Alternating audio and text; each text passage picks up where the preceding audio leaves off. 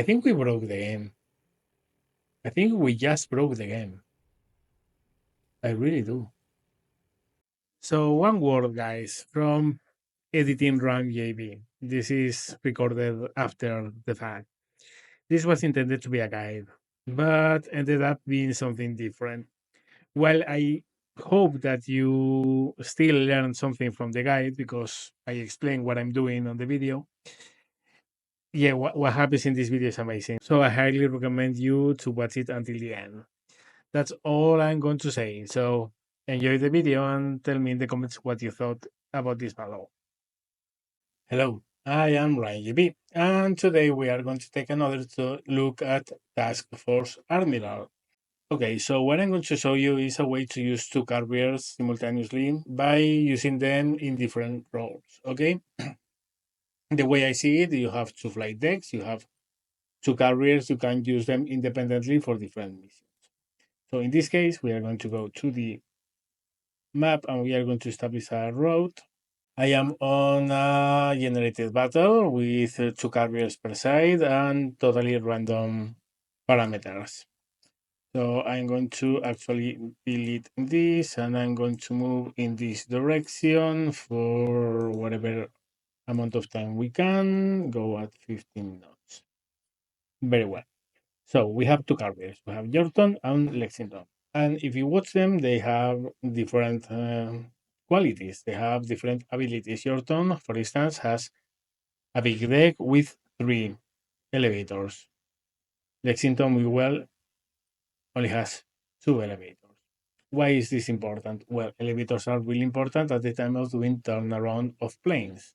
So if you want to have a carrier that operates planes very fast, you'd rather have one with the 3 lifts, right? So the most responsive one to new orders is going to be Yorktown. Meanwhile, Lexington is going to be slower at spotting and reading aircraft for strikes, cap, or whatever. Why I am focusing on this? Well, if you think of it, you have two carriers, you can use them independently for different missions.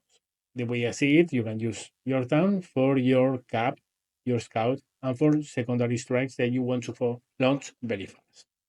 Given that it has 3 elevators, you can do it quickly, at least quicker than Lexington. Meanwhile, Lexington, we can use this as a focus ship for our first attack. This will make sense in a second, don't worry. First, we are going to do the traditional thing. The first thing we need to do is to establish a search. We have established that Yorktown is going to be our cap and search platform. So our air search is going to come from Yorktown. We are going to send 12 planes at a step of 130 at least pointed north. I know the enemy is towards the north because it's how I put it in the settings for the random battle generation. Let's accept this. Okay. Let's unpause the game. And now, what I was telling you, the strikes. Well, at the time of making strikes, you can do it 2 ways. You can do the standard way, standard time, and you can do this through early spotting. Standard time means that the strike assembles, is spotted on the deck, and as soon as it's spotted, it will launch. Early spotting means that the mission takes preference from everything else that's happening on the carrier. So you rather want to do this when you don't have any other air operations going around. Given that Lexington, we are not going to use it as cap nor as scouts, we are going to have the deck free for everything we want. Departure mode. You know, if you have seen my video about this, I love deferred departure rather than normal. The difference is quite important. In normal, the torpedo bombers will take off first and begin moving towards the enemy. Then the dive bombers will take off and then moving towards the enemy. And finally, the fighters. The thing is that the TVDs, the torpedo bombers, are the slowest. So the Dauntlesses will eventually catch them up while they are on the way to the target, and the fighters are the fastest of them all, so they will also catch up with them. This can produce problems. First of all, if you cross another enemy flight on the way, and it tends to happen actually. Well, your planes are going to be unescorted if they are caught before the escorts catch up with them. The second big problem is that this is not a guarantee thing. Your planes might lose reference one from another. This is what happened at Midway, for instance, with several squadrons that Wildcats didn't catch up with the SBDs of Enterprise, I think it was. Well, the thing is, your fighters may lose your bombers, and you want your fighters to be escorting your bombers. So, in the first departure, what they do is everyone takes off, they loiter around the fleet, and once everyone is up, then they assemble and then begin moving towards the enemy. That means that it's going to be slower, it's going to take longer for your force to arrive to the enemy. That also means that your fighters will probably have less range because they have some time circling around your fleet. But it's the way I like it, so I'm going to use the first departure. Finally, loadout priority. You have offensive power or endurance. Offensive power and endurance have only one difference. Look here on the right. And if let's put a couple of SVDs. Offensive power sends the SVDs with everything they can carry, which means one 1,000-pound bomb and two 100-pound bomb per plane. If you go with endurance, then the 100-pound bombs aren't loaded, gives them a little bit more range. I don't know how far the enemy is, and I'm not going to wait until the moment that I locate the enemy to begin loading the planes. I want them ready and on the deck by the time I see the enemy. So as I don't want to deal with the fact that maybe those enemies are out of my range, well, I'm going to increase the range all I can. So endurance. I'm going to send 12 escorts. I'm going to send my whole dive bomber force, and I'm going to send 3 torpedo bombers. Composition. Well, I'm launching all my SVDs because they are the best tool I have at the time of hitting the enemy. Torpedo bombers, well, I mean, you launch a torpedo, the enemy is going to try to get away from the torpedo and avoid it. And especially TBDs are very vulnerable, they are very slow, their torpedo isn't great, so I save them for trying to strike ships that are already damaged. For the first strike, I want 3 SVDs and three TBDs, mostly for one reason. TBDs, they go down. They go down to the waves, and that might attract the attention of some zeros, making life easier for my actual threatening planes, which are the SVDs. Pretty well. You see, early spotting, we have 2 buttons here. We have green light, which is go ahead, spot this strike, and take off. Takeoff is only available after the strike is already spotted and ready to be launched. But it won't launch until you order it to take off. So, green light. And here you have it. The sequence is going to take more than half an hour to get this strike ready. That is okay. Very well. With this done, we can begin accelerating the time scale. There it goes. First one takes out. Okay, now we are already launching the scouts. Let's go back a second, bring this up, and go back to Yorktown. Okay, after these launches, what? Well, after these launches, we are going to send our cap. If you don't know how I like to set my cap up, there's a video about that where I explain how to properly use planes. Okay, let's create a competitive zone. And let's go to top zone. We are going to send 6 planes from Yorktown. That means that we are reserving 12 for cap. We order them to the maximum altitude, 15,000 feet, and we move them maybe 50,000 yards to the north, because we are expecting the enemy to be more or less on the north.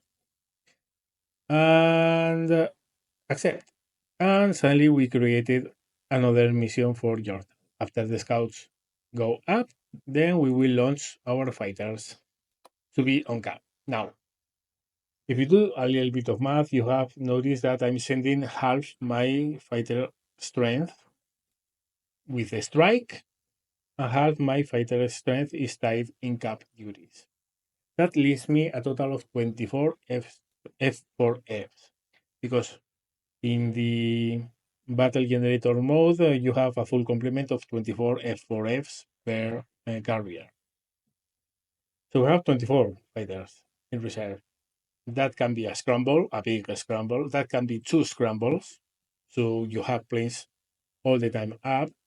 I mean, I usually don't like to send everything on the same go, because then they have to come back and then you don't have anything left to defend your fleet, right?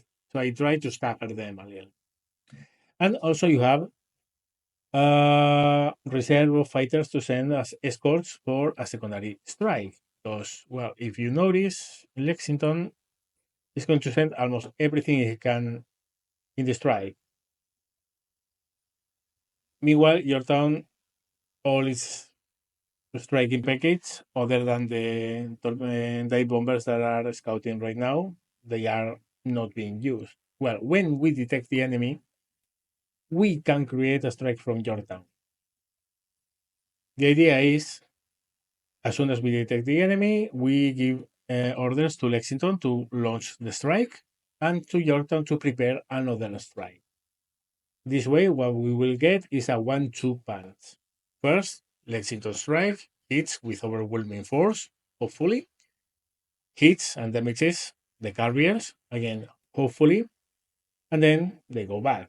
And by the time they go back, then the strike from Yorktown will be arriving. The strike from Yorktown will be lighter, will be less intensive in fighters and bombers and torpedo bombers. But hopefully, by that stage, the Japanese carriers are already damaged.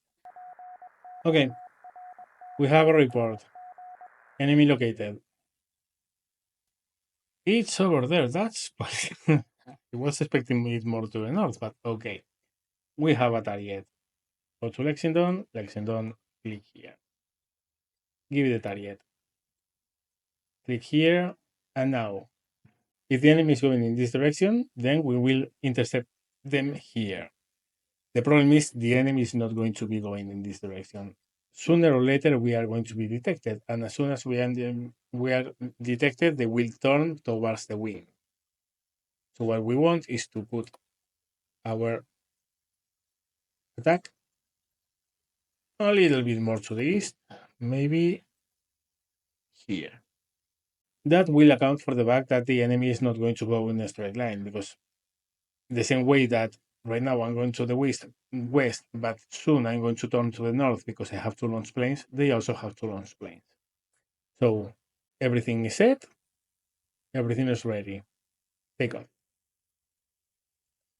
And the enemy is going to be in the receiving end of a very powerful strike. Now, we go back to Yorktown. Remember what I told you about the 1-2 punch? Well, we have our second round of Cap 102, which is going to take over from Cap 101.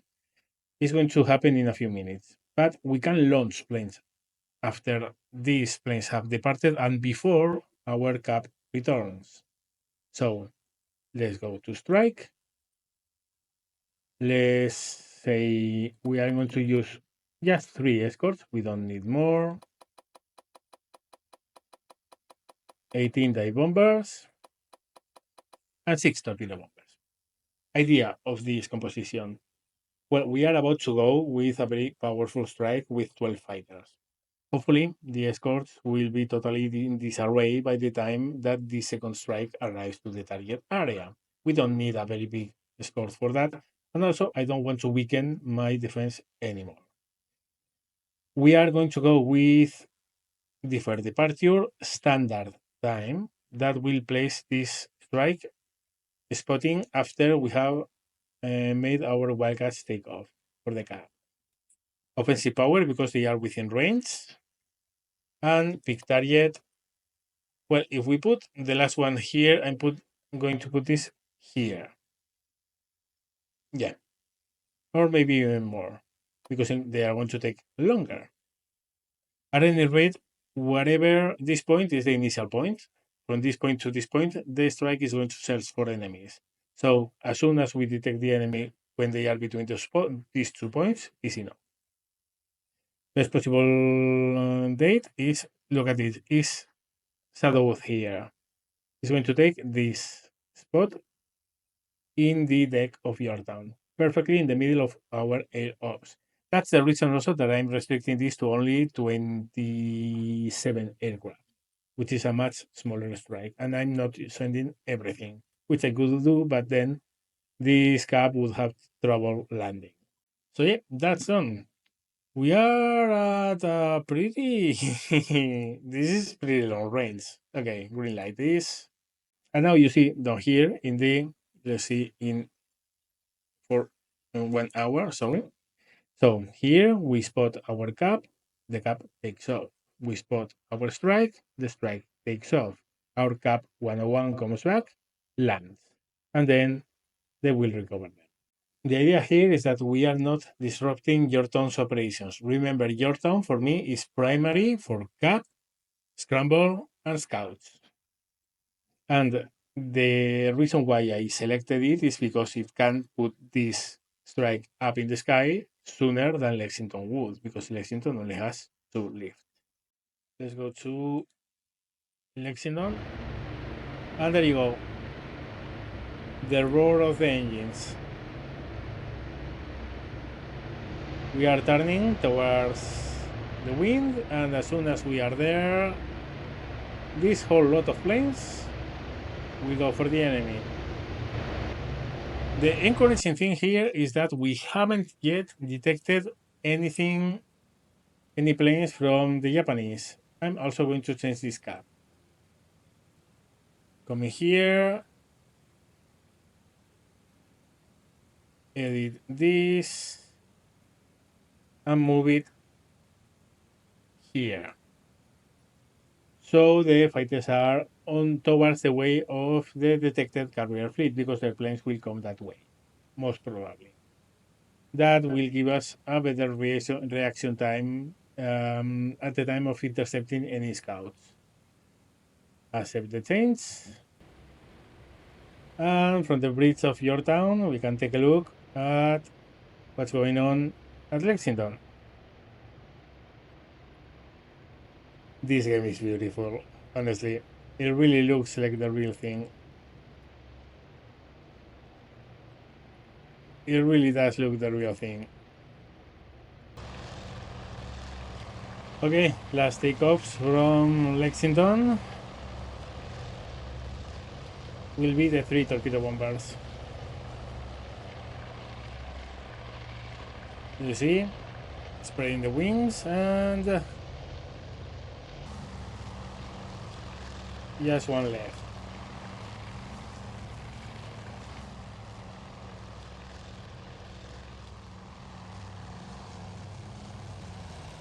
And out it goes. And you hear the engines accelerating, and from circling to en route. We are on the way. And there we go. Your town is launching.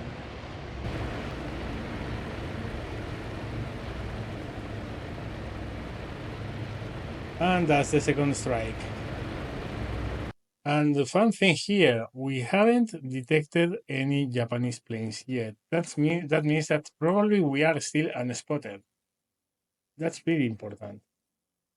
There are some throws a wrench on my plans, because that means that these guys are not going to change direction. But hopefully, with the orders that we gave to our strikes, they will still detect the enemy and attack it. Very well. That's the second to last. Planes take off, and we are waiting for the last one. After that, these planes here will be moved to the forward and make room for the cap to land. The cap has already arrived over the fleet.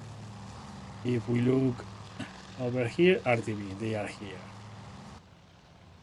Okay, Respotting begins. These planes will be moved forward. These planes will come after that. They will be put on the front, and this cap will land.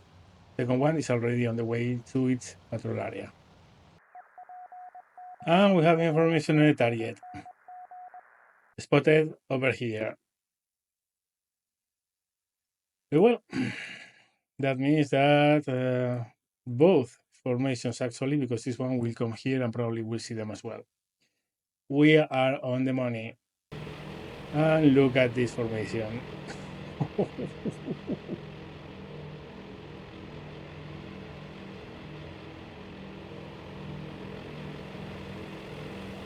Of course, you can see the dive bombers. These ones are only carrying the 1,000-pound bomb, which is cool. I mean, it's the one that really damages the enemy ship. Okay, we have zeros. Our wildcats are engaging. It's a lot of them. It's 12 wildcats. I don't think they will have a scored cap this big. Of course, they will begin launching scramble fighters, but hopefully they won't be able to launch them by the time we arrive on their position. Go, go, go. Good impacts. Good impacts. I think those were hits as well. There's another F4F behind. So this hero is pretty much gone, I think.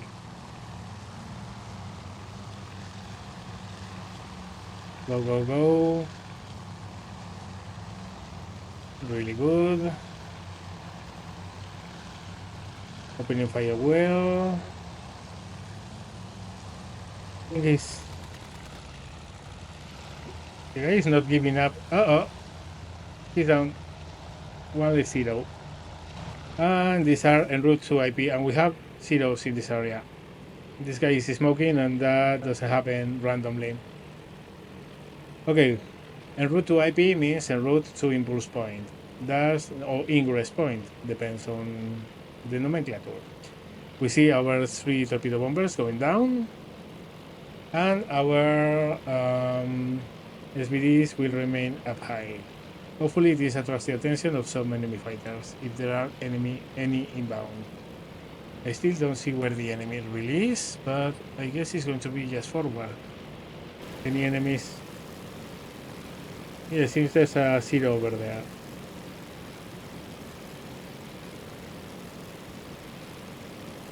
Definitely a zero in that position. Yeah, oh, just on top of it. That's another zero down. Zero is down. Okay.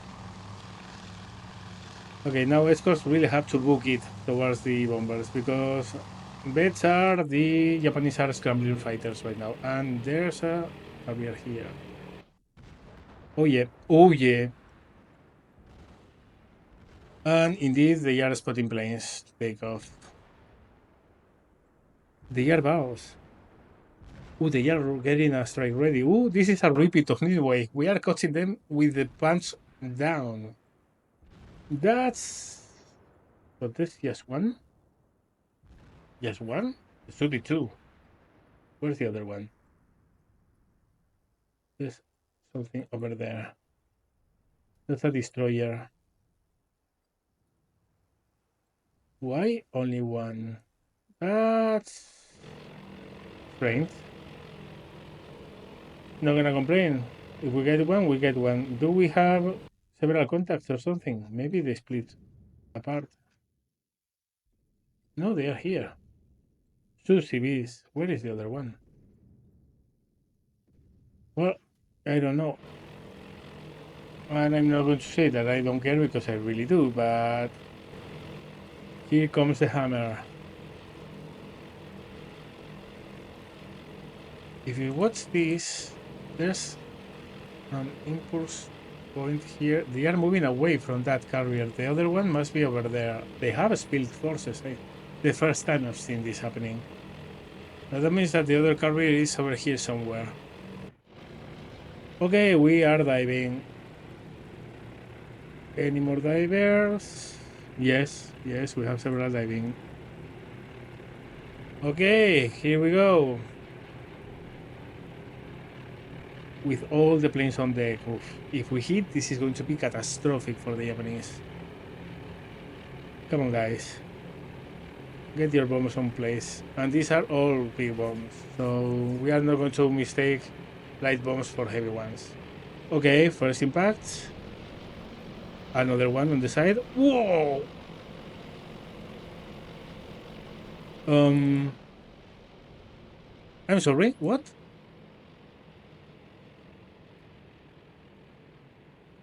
Did we instantly explode the thing and there was no animation for it? Hold on a second, I need to check on this. Save. What the hell happened? Save. And I'm going to check the report. The debriefing. Report. We smashed it. I guess there are no animations for a carrier absolutely blowing the heck up, but that's exactly what happened. Okay, let's reload. Okay, so we are back in the game, and these poor guys, I don't know, but look at them. They are like, what the hell? Where's the carrier? Where should I drop the bomb? They didn't drop the bomb. I mean, they totally bugged out. No, these guys did. This guy didn't. It's super funny. Okay, okay. You are spent. You are spent. You are spent.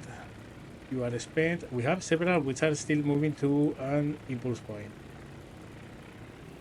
Yeah, he drops the bomb and says to the hell with this. Torpedo bombers. Torpedoing. Ooh. Okay, here's the other carrier. Over there.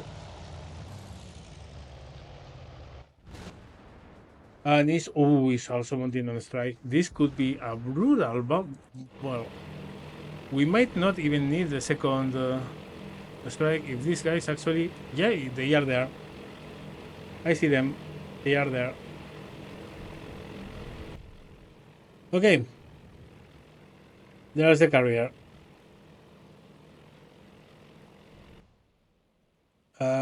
If I'm not totally mistaken,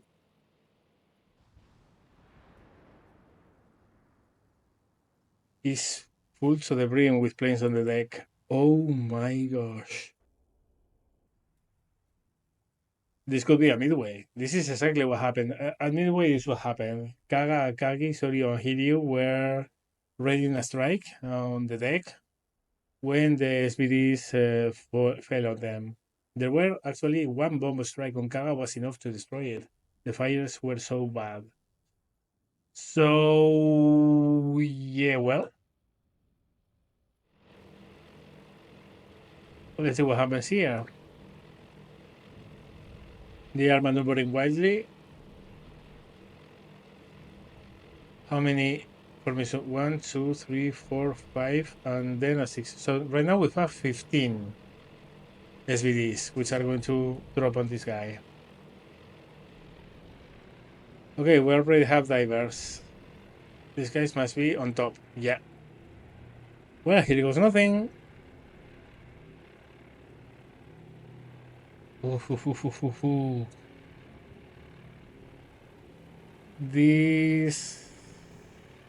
could be tasty.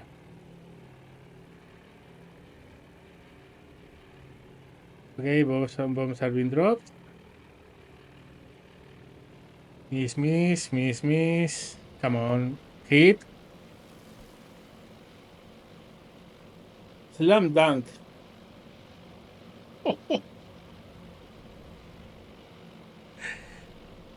Yeah, we pulled a midway. That's what we did. Damn. And I wanted this to be a tutorial video on how to attack and defend with one carrier and the other. I mean, attack with one carrier, defend with the other.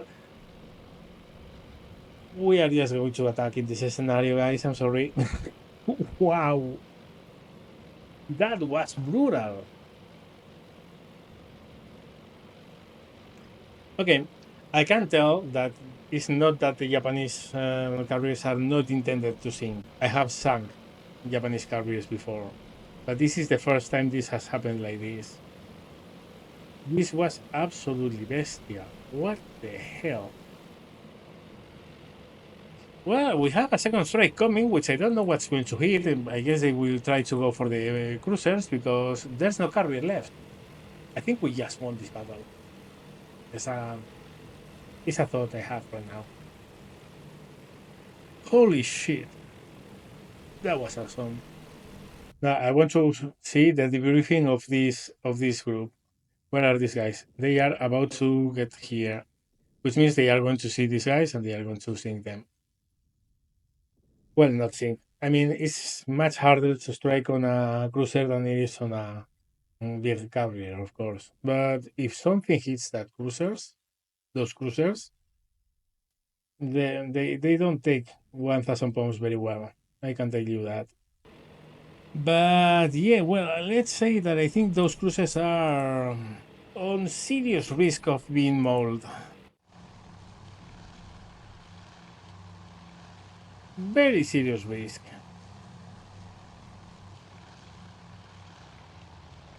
Okay, torpedo away.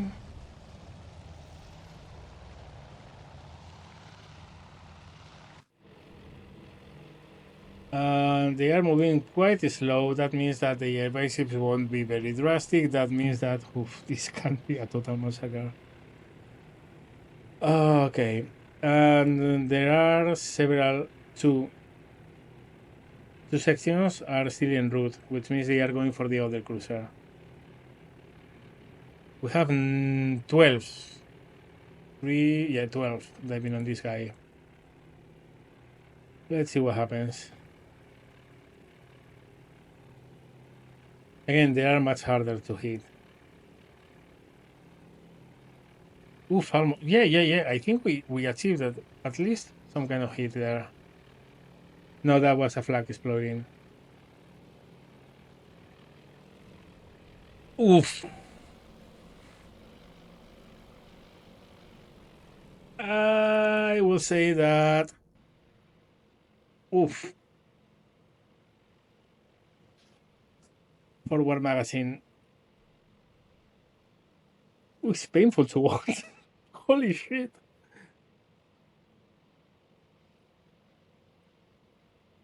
Okay.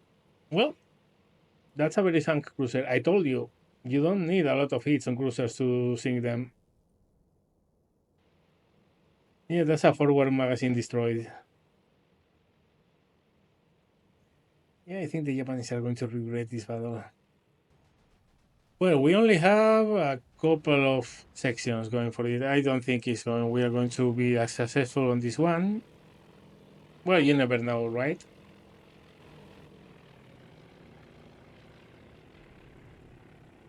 Okay.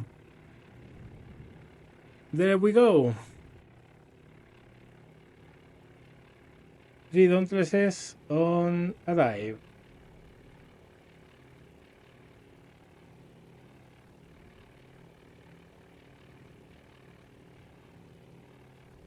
And then we have another 3 that will come soon. And oof, almost. This looks good. Eesh, almost. And these are torpedoes. Yeah, well, TBD tried and missed, as they usually do. And you are over there. Bow on. Bow on usually is the most easy to get hits, but of course I guess he's going to try to maneuver.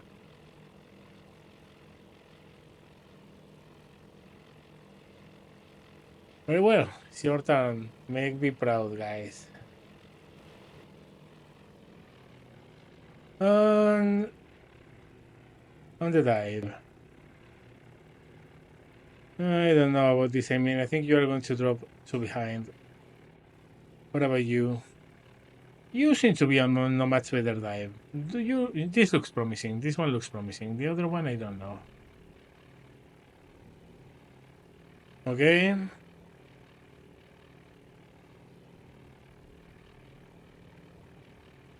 Looks promising, that one.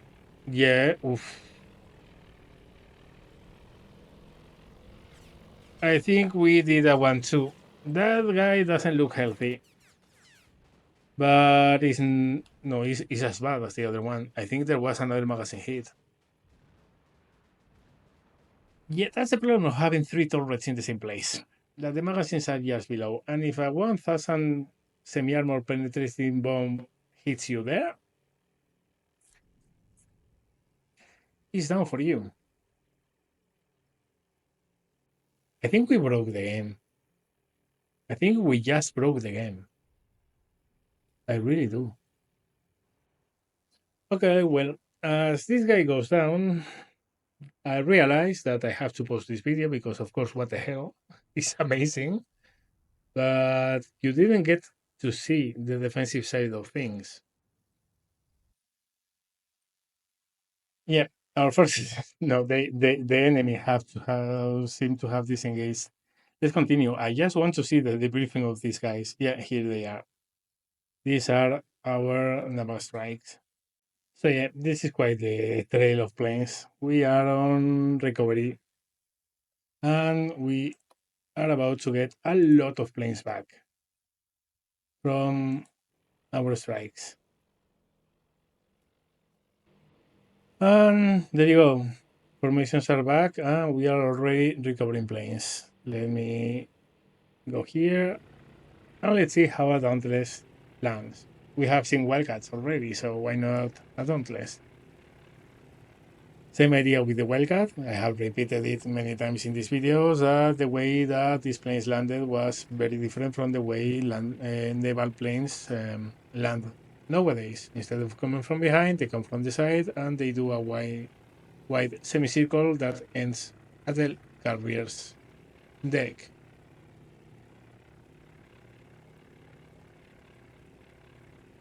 Hook is out, flaps are out. No, seriously, this game is so beautiful.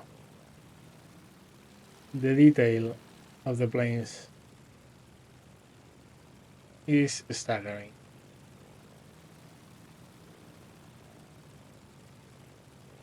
And coming in. At this stage, the pilot doesn't see the deck. He's being guided by an officer on the deck. And hook and touchdown. And to the front you go, so the rest can also land. Okay, this is no, it wasn't the mates. They weren't the mates. Look at this 6 and 4 bombs. That was actually a pretty good result. No, they weren't destroyed. The oof, vanished. Magic trick. Okay, let's take a look at your town. Are we debriefing already? No, it's still en route. They are still coming back. Very well. 19 bombs. What the and the other six. Oh my gosh. Okay. Yeah, those they don't they are listed as destroyed. I was hoping. I mean, it's very clear when a carrier pretty much blows up and explodes in a huge fireball that and when a cruiser sees a magazine destruction, I mean, these planes were around when those ships went down. This should be destroyed. Okay. Yeah, well, I'm going to stop it here. There's no point in keeping it up. We are recovering our strikes. Let's see the results. Yeah, I'm being given a medal. Sounds. Yeah. Full report. Oh shit. Okay. This was a lopsided win. So both the carriers, both cruisers, and we lost three Douglases. Okay, guys, I hope you enjoyed. I certainly did so. Again, this was intended to be not only an offensive tutorial on how to use a carrier to deliver an absolutely destructive strike. I wanted you to see also how to operate the carriers on the defensive, keeping one as the main strike asset, and then to have some reserve fighters for scramble, and the other one to be the main one doing scouting, doing cap, doing scrambles, but also a secondary strike role. Didn't pan out that way, but I guess you got. I hope you understood the concept at least. But holy shit, this was a fight that I really want to upload to YouTube. If you enjoyed, and if you didn't, you don't like this game, you don't like naval games, and you don't like strategy games of World War II. If you like, hit like, and that means hit like. All of you hit like because this was awesome. And yeah, please comment down in the section below what you think about this absolutely bone crushing of the Japanese Navy. Of course, if you haven't done so yet, please subscribe to the channel. And if you want to support me through other means, you can do it through Patreon or by becoming a member of the channel here in YouTube. Thank you very much for watching. See you later.